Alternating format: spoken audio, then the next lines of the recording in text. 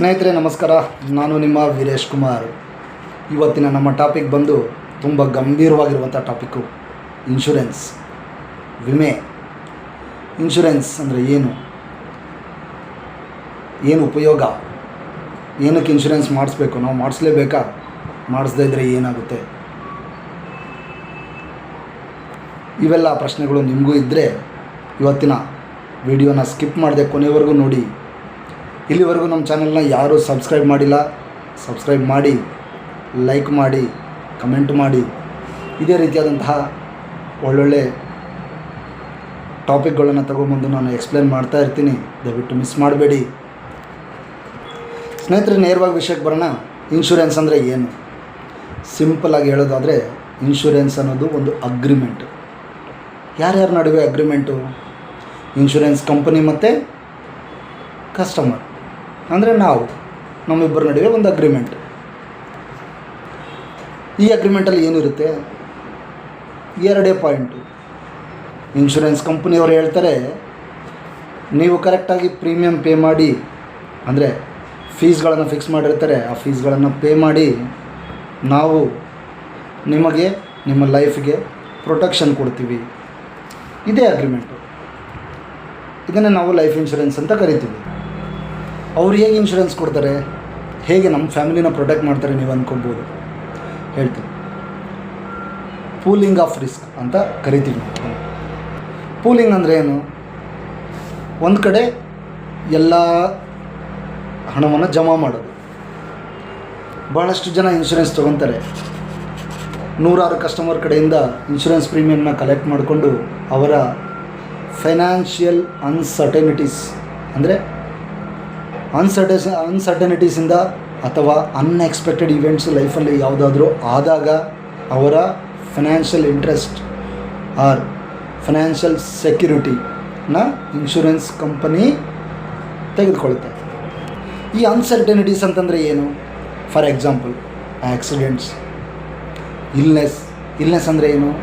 Critical illness, ಏನಾದರೂ ಆಯಿತು, ಕೈ ಕಾಲು ಹೋಯಿತು, ಅಥವಾ ಆಕ್ಸಿಡೆಂಟ್, ಅಪಘಾತ.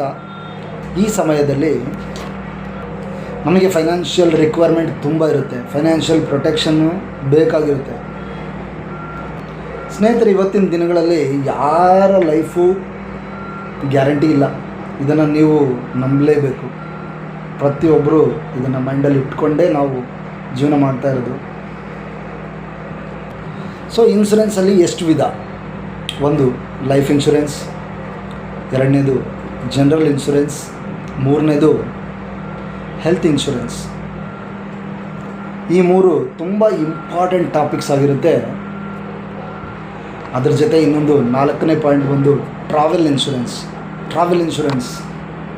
ನಾನು ಇವುಗಳ ಬಗ್ಗೆ ಒಂದೊಂದಾಗಿ ಎಕ್ಸ್ಪ್ಲನೇಷನ್ ಕೊಟ್ಕೊಂಡು ಹೋಗ್ತೀನಿ. ಯಾವುದೇ ಕಾರಣಕ್ಕೂ ಸ್ಕಿಪ್ ಮಾಡದೆ ವಿಡಿಯೋ ಕೊನೆವರೆಗೂ ನೋಡಿ. ಮೊದಲನೇದಾಗಿ ಲೈಫ್ ಇನ್ಶೂರೆನ್ಸ್. ಈ ಲೈಫ್ ಇನ್ಶೂರೆನ್ಸಿಂದ ಏನು ಉಪಯೋಗ ಅಂದರೆ, ಈ ಫೈನಾನ್ಷಿಯಲ್ ಸೆಕ್ಯೂರಿಟಿ. ಇದು ಯಾವುದೇ ಒಂದು ಕಾರಣದಿಂದ, ಅಪಘಾತದಿಂದ ಆಗಿರಬಹುದು, ಅನ್ಸರ್ಟನಿಟೀಸಿಂದ ಆಗಿರಬಹುದು, ಒಬ್ಬ ಮನುಷ್ಯ ಡೆತ್ ಆದರೆ ಅವರ ಫ್ಯಾಮಿಲಿನ ಇನ್ಶೂರೆನ್ಸ್ ಕಂಪನಿ ಪ್ರೊಟೆಕ್ಟ್ ಮಾಡುತ್ತೆ. ಫಿನಾನ್ಷಿಯಲ್ ಆಗಿ ಸಪೋರ್ಟ್ ಮಾಡುತ್ತೆ. ಹೇಗೆ? ನಾವು ಕಟ್ಟಿರುವಂಥ ಪ್ರೀಮಿಯಮ್ಗೆ ಪ್ರತಿಫಲವಾಗಿ ನಮಗೆ ಆ ಅಗ್ರಿಮೆಂಟ್ನ ಆವಾಗ ಇಂಪ್ಲಿಮೆಂಟ್ ಮಾಡುತ್ತೆ. ಇದಕ್ಕೆ ನಾವು ಲೈಫ್ ಇನ್ಶೂರೆನ್ಸ್ ಅಂತ ಸಿಂಪಲ್ಲಾಗಿ ಕರಿತೀವಿ. ಇಮ್ಯಾಜಿನ್ ಮಾಡಿ, ಪ್ರತಿದಿನ ದುಡಿದು ಚೆನ್ನಾಗಿ ಸಂಪಾದನೆ ಮಾಡ್ತಾ ಇರುವಂತಹ ಒಂದು ಫ್ಯಾಮಿಲಿನಲ್ಲಿ ಆ ಮನೆ ಯಜಮಾನನೇ ಇಲ್ಲ ಅಂದಾಗ ಆ ಫ್ಯಾಮಿಲಿ ಎಷ್ಟು ಕಷ್ಟಕ್ಕೆ ಸಿಗಾಕೊಳ್ಳುತ್ತೆ ಅನ್ನೋದು ಇಮ್ಯಾಜಿನ್ ಮಾಡ್ಕೋಬೋದು ಅಲ್ವಾ? ಸೊ ಆ ಟೈಮಲ್ಲಿ ಲೈಫ್ ಇನ್ಶೂರೆನ್ಸ್ ತುಂಬ ಯೂಸ್ ಆಗುತ್ತೆ. ನಾವು ಕಟ್ಟಿರುವಂತಹ ಲೈಫ್ ಇನ್ಶೂರೆನ್ಸು ಕೊನೆಯವರೆಗೂ ನಮಗೇನೂ ಆಗಲಿಲ್ಲ, ನಾವು ಆರಾಮಾಗಿದ್ದೀವಿ, 15 ಇಯರ್ಸೋ 20 ಇಯರ್ಸೋ ಎಷ್ಟೋ ಟರ್ಮ್ ತೊಗೊಂಡಿರ್ತೀವಿ, ಎಲ್ಲ ಪೇ ಮಾಡಿರ್ತೀವಿ, ನಾವು ಆರಾಮಾಗಿದ್ದೀವಿ, ನಮಗೇನೂ ಆಗಿಲ್ಲ ಅಂದಾಗ ಅಷ್ಟು ವರ್ಷ ಇನ್ಶೂರೆನ್ಸ್ ಕವರೇಜ್ ಕೊಟ್ಬಿಟ್ಟು ಬೋನಸ್ ಸಮೇತ ಇನ್ಶೂರೆನ್ಸ್ ಕಂಪನಿ ನಮಗೆ ರಿಟರ್ನ್ ಮಾಡಿರುತ್ತೆ.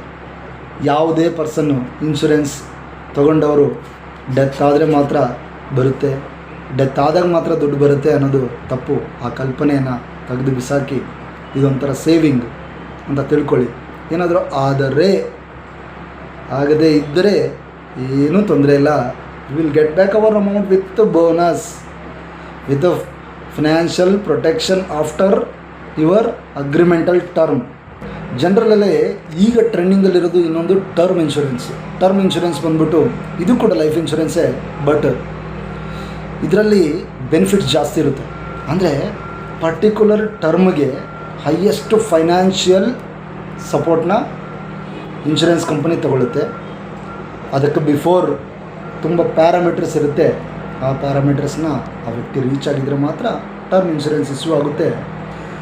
ಈಗಿನ ದಿನಗಳಲ್ಲಿ ಸರ್ಕಾರಗಳು ತುಂಬ ಈಸಿ ಮಾಡಿದೆ. ಟರ್ಮ್ ಇನ್ಶೂರೆನ್ಸ್ ಆಗಿರ್ಬೋದು, ಲೈಫ್ ಇನ್ಶೂರೆನ್ಸ್ ಆಗಿರಬಹುದು, ನಾವು ಈಸಿಯಾಗಿ ಅಫೋರ್ಡ್ ಮಾಡ್ಬೋದು. ಇನ್ನೊಂದು ಮೋಸ್ಟ್ ಇಂಪಾರ್ಟೆಂಟ್ ಥಿಂಗ್, ಎರಡನೇದು ಹೆಲ್ತ್ ಇನ್ಶೂರೆನ್ಸ್.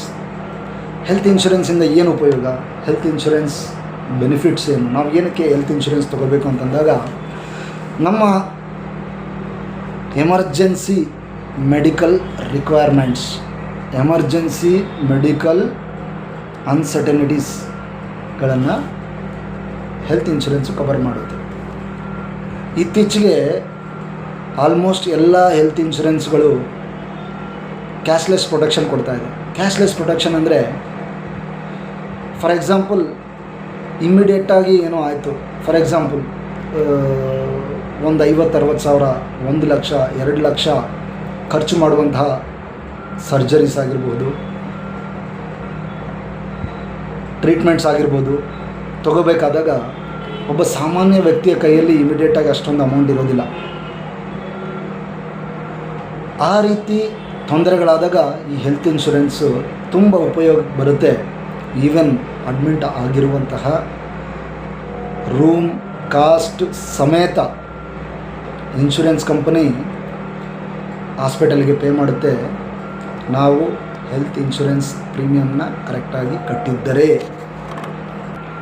ಹೆಲ್ತ್ ಇನ್ಶೂರೆನ್ಸಿಂದ ನಮಗಾಗಿರ್ಬೋದು, ನಮ್ಮ ಫ್ಯಾಮಿಲಿಯವ್ರಿಗಾಗಿರ್ಬೋದು ಹೆಲ್ತ್ ಪ್ರೊಟೆಕ್ಟ್ ಮಾಡ್ಬೋದು. The name it self indicates it is an health insurance, it is protection of health. ಇಷ್ಟು ಸಿಂಪಲ್ಲಾಗಿ ಅರ್ಥ ಮಾಡ್ಕೋಬೋದು. ಮೂರನೇದಾಗಿ ಜನರಲ್ ಇನ್ಶೂರೆನ್ಸ್. ಜನರಲ್ ಇನ್ಶೂರೆನ್ಸ್ ಅಂದರೆ ಏನು? ನಾವೀಗ ಬೈಕ್ಗಳಲ್ಲಿ, ಕಾರ್ಗಳಲ್ಲಿ ಓಡಾಡ್ತಾ ಇರ್ತೀವಿ ಎವ್ರಿ ಡೇ. ಆದರೆ ನಮ್ಮ ಬೈಕ್ ಇನ್ಶೂರೆನ್ಸ್ ಆಗಿರ್ಬೋದು, ಕಾರ್ ಇನ್ಶೂರೆನ್ಸ್ ಆಗಿರ್ಬೋದು ನಾವು ರಿನ್ಯೂವಲ್ ಮಾಡಿರಲ್ಲ. ಭಾಳಷ್ಟು ಜನ ಮಾಡಿದ್ರಾಯ್ತು ನೋಡೋಣ ಅಂತ ಅಂದ್ಕೊತಾರೆ.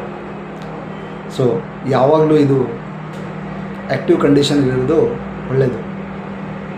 ಈ ಜನರಲ್ ಇನ್ಶೂರೆನ್ಸಿಂದ ಏನು ಉಪಯೋಗ ಅಂದರೆ, at any time third party insurance coverage ಇರುತ್ತೆ. ನಮಗೇನೋ ಆಗದೆ ಇರ್ಬೋದು, ನಾನು ಹುಷಾರಾಗಿ ಓಡಿಸ್ತೀನಿ ಗಾಡಿನ ಅಂತ ನಾವು ಅಂದ್ಕೊತಾ ಇರ್ಬೋದು, ಬಟ್ ಎದುರುಗಡೆಯಿಂದ ಬರುವಂಥ ವ್ಯಕ್ತಿ ಅಂದರೆ ಅಪೋಸಿಟ್ ಅಲ್ಲಿ ಓಡಿಸುವಂಥ ಡ್ರೈವರ್ ಕೂಡ ಕರೆಕ್ಟಾಗಿ ಇದ್ದಾನೆ ಅಂತ ನಿಮಗೇನು ಗ್ಯಾರಂಟಿ? ಅವನಾಗೆ ಬಂದು ನಮಗೆ ಗುದ್ಬೋದಲ್ಲ. ಸೊ ಅವಾಗ ನಮ್ಮ ಪ್ರೊಟೆಕ್ಷನ್ ಯಾರು ಕೊಡ್ತಾರೆ ಅಲ್ವಾ? ಆವಾಗ ಯಾವುದೇ ಗಾಡಿಗೆ ಥರ್ಡ್ ಪಾರ್ಟಿ ಇನ್ಶೂರೆನ್ಸ್ ಇದ್ದರೆ ನಮ್ಮ ಮೆಡಿಕಲ್ ಬಿಲ್ಸ್ ಎವ್ರಿಥಿಂಗ್ ಎದುರುಗಡೆ ಇರುವಂತಹ ಪಾರ್ಟಿ ಕಡೆಯಿಂದ ನಾವು ಕ್ಲೇಮ್ ಮಾಡ್ಕೋಬಹುದು.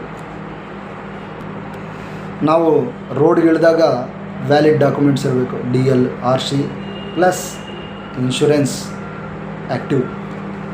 ಇದಿರೋದ್ರಿಂದ ನಮ್ಮ journey on road, whatever we are doing, it will be very happy. If you don't have an insurance, ನಮ್ಮ ಹತ್ರ ಇನ್ಶೂರೆನ್ಸ್ ಇಲ್ಲ ಅಂದಾಗ ಅನ್ಎಕ್ಸ್ಪೆಕ್ಟೆಡ್ ಅನ್ಸರ್ಟನಿಟೀಸ್ ಇವೆಂಟ್ಸ್ ಆದರೆ ತುಂಬ ಕಷ್ಟ ಆಗುತ್ತೆ. ನೀವೇ ಆಕ್ಸಿಡೆಂಟ್ ಮಾಡೋದಾಗಿರ್ಬೋದು ಅಥವಾ ಬೇರೆಯವರಿಂದ ನಮಗೆ ಆಕ್ಸಿಡೆಂಟ್ ಆಗೋದಾಗಿರ್ಬೋದು. ಅದರ ಕಾಸ್ಟ್, ಅದರ ಪರಿಣಾಮ ತುಂಬ ದೊಡ್ಡದಾಗಿರುತ್ತೆ. ಸೊ ಜನರಲ್ ಇನ್ಶೂರೆನ್ಸ್ ಈ ರೀತಿ ಯೂಸ್ಫುಲ್ ಆಗುತ್ತೆ. ಕೊನೆಯದಾಗಿ ಈ ಇನ್ಶೂರೆನ್ಸಿಂದ ನಮಗೆ ಏನು ಉಪಯೋಗ ಅಂತ ಕೇಳಿದೆ. ನಾನು ಮಧ್ಯದಲ್ಲಿ ಆಲ್ರೆಡಿ ಎಕ್ಸ್ಪ್ಲೇನ್ ಮಾಡಿದ್ದೀನಿ, ಆದರೆ ಸಣ್ಣ ಪಾಯಿಂಟ್ಸ್ ಆಗಿ ನಿಮಗೆ ಹೇಳ್ತೀನಿ. ಈಗ ಲೈಫ್ ಇನ್ಶೂರೆನ್ಸಿಂದ ಲಾಂಗ್ ಟರ್ಮ್ ಗೋಲ್ ಅಚೀವ್ಮೆಂಟ್ ಮಾಡ್ಬೋದು, ರಿಟೈರ್ಮೆಂಟ್ ಪ್ಲಾನ್ಸ್ ಮಾಡ್ಬೋದು. ನಾವು ರಿಟೈರ್ಮೆಂಟಿಗೆ ಪ್ಲಾನ್ ಮಾಡ್ಬೋದು. ನಮ್ಮ ವಯಸ್ಸಾದ ಕಾಲಕ್ಕೆ ಹೇಗೆ ನಮ್ಮ ಇನ್ಕಮ್ ಅದನ್ನು ನಾವು ಪ್ರೊಟೆಕ್ಟ್ ಮಾಡಬಹುದು.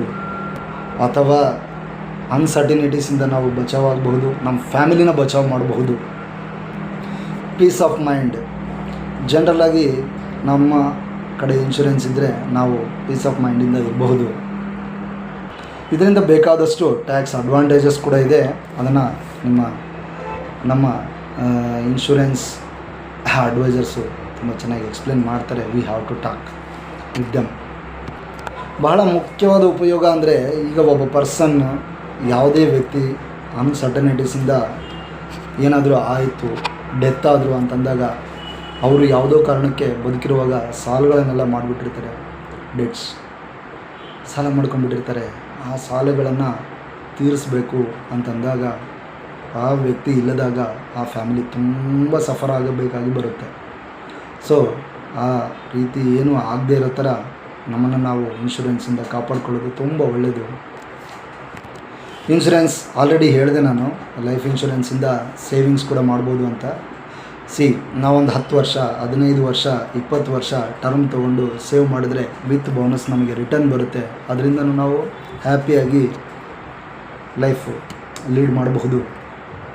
ಸೊ ಇನ್ಶೂರೆನ್ಸ್ ಅಂದರೆ ನಾವು ಸತ್ತ ಮೇಲೆ ಬರುವಂಥ ಅಮೌಂಟು ಅದು ಇದು ಏನಕ್ಕೋಸ್ಕರ ತಗೋಬೇಕು, ಅವಶ್ಯಕತೆ ಇಲ್ಲ ಅನ್ನುವಂಥ ಕೆಟ್ಟ ಆಲೋಚನೆಗಳಿಂದ ಹೊರಬನ್ನಿ. ಇನ್ಶೂರೆನ್ಸ್ ಅನ್ನೋದು ಒಂದು ಪ್ರೊಟೆಕ್ಷನ್. ನಾವು ಬೈಕ್ ಓಡಿಸ್ತಾ ಇದ್ದೀವಿ ಅಂತಂದರೆ ಲೈಫ್ ಅನ್ನೋದು ನಮ್ಮ ತಲೆ, ಇನ್ಶೂರೆನ್ಸ್ ಅನ್ನೋದು ಹೆಲ್ಮೆಟ್. ಆ ಹೆಲ್ಮೆಟ್ಟು ನಮ್ಮ ಲೈಫನ್ನ ಕಾಪಾಡ್ತಾ ಇರುತ್ತೆ ಯಾವಾಗಲೂ. ಹೆಲ್ಮೆಟ್ನ ವ್ಯಾಲ್ಯೂ ಆಕ್ಸಿಡೆಂಟ್ ಆಗಿ ರೋಡಿಗೆ ಬಿದ್ದಿರೋನಿಗೆ ಮಾತ್ರ ಗೊತ್ತಿರುತ್ತೆ, ನಮಗೆ ಗೊತ್ತಿರಲ್ಲ ಅಲ್ವಾ? ಸೊ ಅದಾಗೋಕ್ಕೂ ಮುಂಚೆನೇ prevention is better than cure ಅಲ್ವಾ? ಮೊದಲೇ ಪ್ರಿವೆಂಟ್ ಮಾಡಿಬಿಟ್ಟು ನಾವು ಮುಂದಾಲೋಚನೆಯಿಂದ ಇನ್ಶೂರೆನ್ಸ್ ಬೈ ಮಾಡೋದು. It is very good for life. Everyone has to do it ಅಂತ ನಾನು ಹೇಳ್ತೀನಿ. ಇಷ್ಟೆಲ್ಲ ಕೇಳಿದ ಮೇಲೆ ನೀವೇನು ಡಿಸೈಡ್ ಮಾಡ್ತೀರಿ ಅನ್ನೋದು ನಿಮಗೆ ಬಿಟ್ಟಿದ್ದು. ನೀವು ಯೋಚನೆ ಮಾಡಿ. ಇನ್ನೂ ಇದ್ರ ಬೇರೆ ಏನಾದರೂ ಡೌಟ್ಗಳಿದ್ದರೆ ಡೈರೆಕ್ಟಾಗಿ ನಮಗೆ ಕರೆ ಮಾಡಬಹುದು. ಇದೇ ಥರ ತುಂಬ ಉಪಯುಕ್ತವಾದ ಮಾಹಿತಿನ ನನ್ನ ಚಾನಲ್ನಲ್ಲಿ ನಾನು ಕಂಟಿನ್ಯೂಸ್ ಆಗಿ ಕೊಡ್ತಾ ಇರ್ತೀನಿ. ಸೊ ಇನ್ನೂ ಯಾರಾದರೂ ಚಾನಲ್ನ ಸಬ್ಸ್ಕ್ರೈಬ್ ಮಾಡಿಲ್ಲ ಅಂದರೆ ಸಬ್ಸ್ಕ್ರೈಬ್ ಮಾಡಿ, ಲೈಕ್ ಮಾಡಿ, ಕಮೆಂಟ್ ಮಾಡಿ, ನಿಮ್ಮ ಅನಿಸಿಕೆನ ತಿಳಿಸಿ. ಇಲ್ಲ ಯಾವುದಾದ್ರೂ ವಿಷಯದ ಬಗ್ಗೆ ನಿಮಗೆ ವಿಡಿಯೋ ಬೇಕು ಅನ್ನೋದಾದರೆ ದಯವಿಟ್ಟು ಕಮೆಂಟ್ ಬಾಕ್ಸಲ್ಲಿ ಕಮೆಂಟ್ ಮಾಡಿ, ಪೋಸ್ಟ್ ಮಾಡಿ. ನಾನು ಕಂಪಲ್ಸರಿ ಚೆಕ್ ಮಾಡ್ತೀನಿ. ಅದರ ಮೇಲೆ ರಿಸರ್ಚ್ ಮಾಡಿಬಿಟ್ಟು ವಿಡಿಯೋ ಮಾಡ್ತೀನಿ ಸ್ನೇಹಿತರೆ. Thank you for watching. ನಮಸ್ತೆ.